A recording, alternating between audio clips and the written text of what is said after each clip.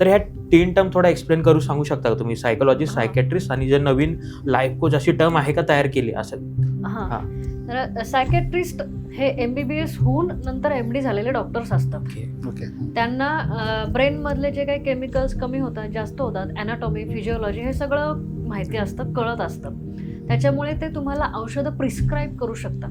ती औषधं ॲलोपॅथीची असतात ओके. आणि त्यांना ते बहुधा काउन्सिलिंग करायला जात नाहीत. ते सांगतात की ठीक आहे बाबा, तुला हे वाटतंय ते ठीक आहे, मी समजू शकते आणि मी औषधं देते. तू औषधं घे, 8 दिवसांनी परत ये आणि तुला काउन्सिलिंगची गरज आहे किंवा काउन्सिलिंगची गरज नाहीये, जे काय असेल ते सांगतात आणि ते औषधं देतात.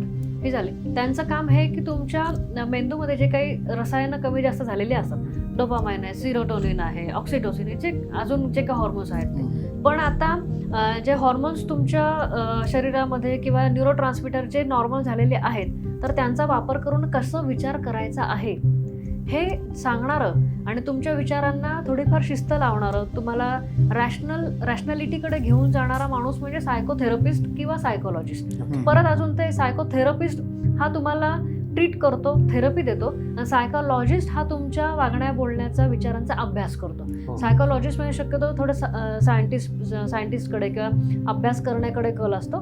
थेरपी म्हणजे प्रत्यक्ष तो तुमच्याशी संवाद साधतो आणि तुम्हाला काहीतरी ट्रीटमेंट देतो. ही गोष्ट आहे.